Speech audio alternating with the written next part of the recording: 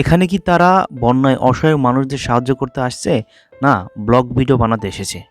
তবে তিনি সাহায্য করতে এসেছে না সাহায্য নিতে এসেছে, এটাই আমার সন্দেহ।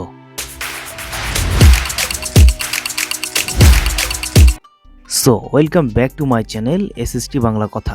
আশা করছি আপনারা অনেক ভালো আছেন। চলে আসলাম আবার একটি নতুন ভিডিও নিয়ে। আজকে কথা হলো বন্যা কবলিত মানুষদের কথা।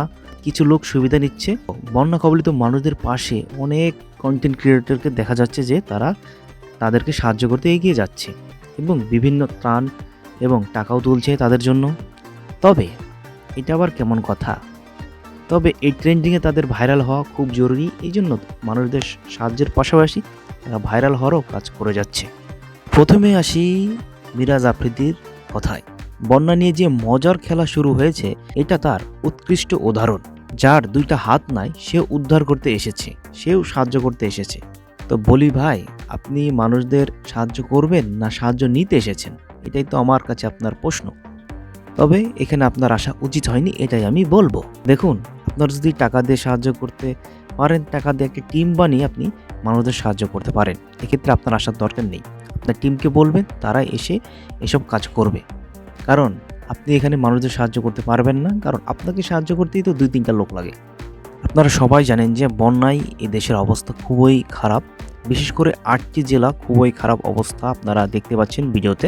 তো এসব সময় মজা নয়, কোনো ভিডিও নয়। আর শেষে যে মানুষ ভিডিও করতেছে, বন্যার সময় সাহায্য করতেছে, এটা নিয়েও সেসব কথা বলবো। এর ভালো দিকও আছে এবং খারাপ দিকও আছে। তবে এখানে দেখুন, এক টিকটকার এসেছে। দেখুন, আমি বুঝতে পারছি না তার বিবেক কি মরে গেছে। দেখুন, ব্লগ সেটআপ নিয়ে চলে এসেছে টিম নিয়ে ব্লগ ভিডিও করার জন্য। দেখুন, তার হাতে কোনো ত্রাণের কোনো বস্তু বা বস্তা বা ত্রাণের কোনো কিছু দেখছি না। আমরা দেখতে পাচ্ছি একটা ব্লগিং সেটআপ নিয়ে এসেছে ভিডিও করার জন্য। তার দলবল ক্যামেরা সেটআপ নিয়ে এগিয়ে যাচ্ছে ভিডিও করার জন্য। এসব দেখে খারাপও লাগে। আপনাকে বলছি, টিকটক স্টার এটা কোনো আপনার ব্লগের কোনো জায়গা না, এটা কোনো ভ্রমণের জায়গা না। এটা আপনারা অনেকেই জানেন যে এখানে অনেক মানুষ আসছে সাহায্য করতে, কন্টেন্ট ক্রিয়েটররা। তবে এসব টিকটকাররাও আসছে, তবে ত্রাণের সেবা দিতে নয়, তারা ভিডিও করার জন্য আসছে, ভাইরাল হতে আসছে। যেটুকু ভাইরাল হয়েছে সেটুকু তাদের পোষাচ্ছে না, তারা চাচ্ছে আরও ভাইরাল হই। কারণ এটা একটি ট্রেন্ডিং, তারা সবসময় ট্রেন্ডিং ফলো করে। এদিকে আমাদের মোস্ট পপুলার টিকটকার প্রিন্স মামুনও হাজির হয়ে গেছে বন্যা কবলিত মানুষের পাশে দাঁড়াতে।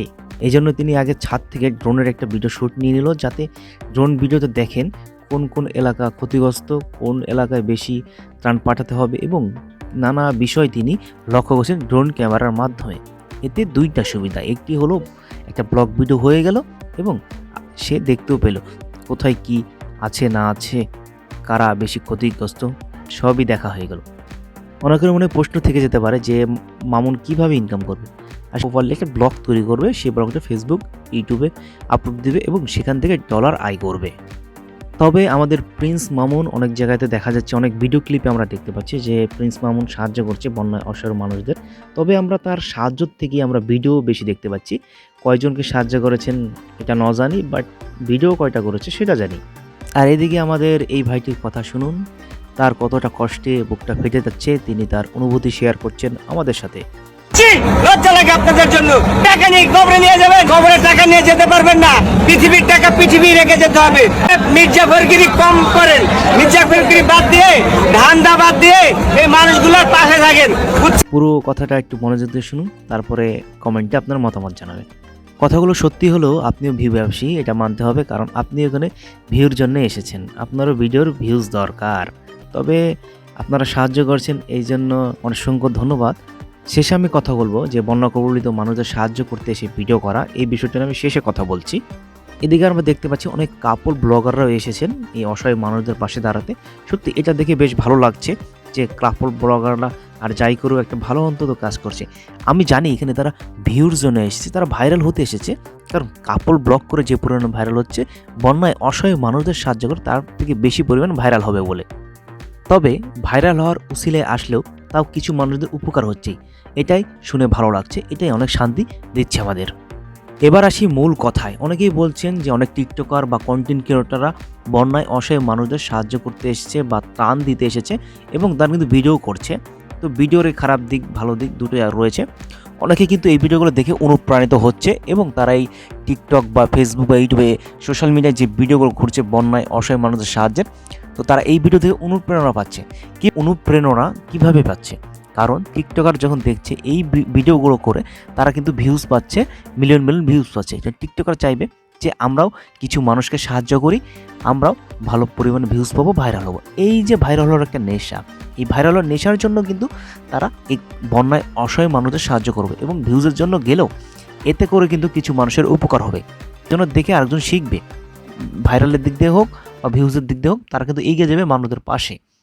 খারাপ দিক যেটা হলো সেটা হলো অনেক মানুষ আছে অসহায় মানুষ, তারা কিন্তু এই ভিডিও করাটা পছন্দ করছেন না।